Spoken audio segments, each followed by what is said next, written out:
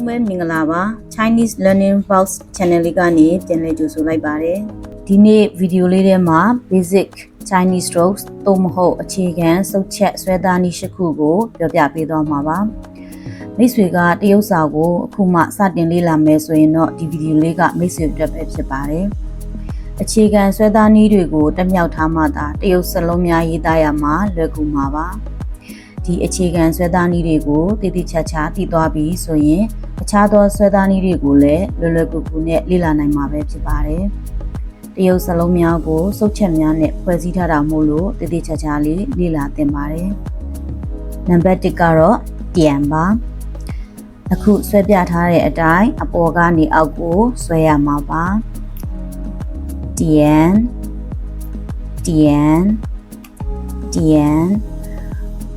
ဥပမာအဖြစ်ဒီစလုံးလေးတွေမှာပြန်ကိုသုံးထားပါတယ်နံပါတ်2အနေနဲ့ကတော့ဟန်သူကတော့ဘယ်ကနေညာကိုဆွဲရမှာပါဟန်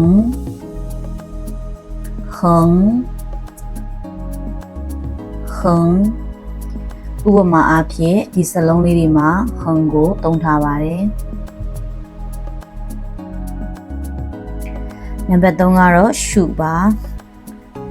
အခုဆွဲပြတဲ့အတိုင်းအပေါ်ကနေအောက်ကိုဆွဲရမှာပါရှု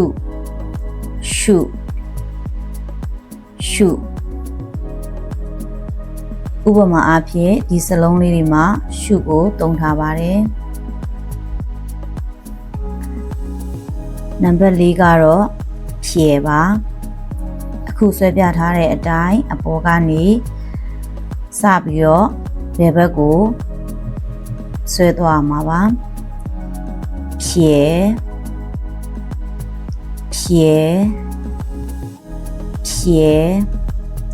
ဒီစလုံးလေးတွေရေးတဲ့အခါမှာဖြဲကိုသုံးထားပါတယ်နံပါတ်5အနေနဲ့ကတော့နပါအခုဆွဲပြထားတဲ့အတိုင်းအပေါ်ကနေစဆွဲမယ်ပြီးရင်ညာဘက်ကိုအောက်ကလေးကိုဆွဲသွားမှာပါန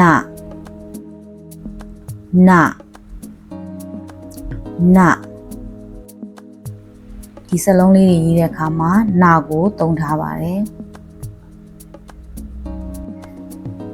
နံပါတ်6အနေနဲ့ကတော့ထီအခုဆွဲပြထားတဲ့အတိုင်းအောက်ကနေပြီးတော့မှအပေါ်ကိုအမှန်လေးချစ်လိုက်တယ်လို့ဆွဲရတာပါထီ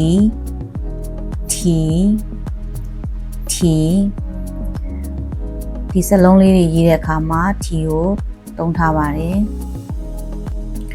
နံပါတ်9ကတော့ဟန်ကျော်ပါအခုဆွဲပြထားတဲ့အတိုင်းဆွဲရမှာပါသူကတော့ဘယ်ဘက်ကနေညာဘက်ကိုတက်တက်လေးဆွဲရတာကိုဟန်လို့ခေါ်ပြီးတော့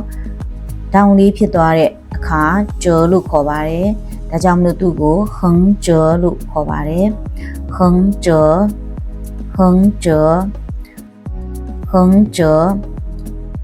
ဒီစလုံးလေးတွေရေးတဲ့အခါမှာသုံးထားပါတယ်နောက်ဆုံးတစ်ခုကတော့ရှုကုန်းအခုဆွဲပြထားတဲ့အတိုင်းဆွဲရမှာပါတက်တက်လေးဆွဲရတဲ့အတွက်ရှုလို့ခေါ်ပြီးတော့မများချိတ်ကလေးလို့အကောက်ကလေးဖြစ်သွားတဲ့အတွက်သူ့ကိုကုန်းလို့ခေါ်တာပါဒါကြောင့်သူ့ကိုခေါ်ရင်ရှုကုန်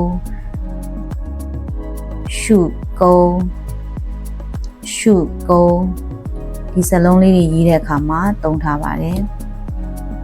ဒီဗီဒီယိုလေးကိုအဆုံးထိကြည့်ရှုပေးလို့ကျေးဇူးတင်ပါတယ်ဒီဗီဒီယိုလေးကမိတ်ဆွေအတွက်အကျိုးတစ်စုံတစ်ရာရှိမယ်ဆိုရင် channel လေးကို like and subscribe လေးပေးပြီးအားပေးလို့ရပါတယ်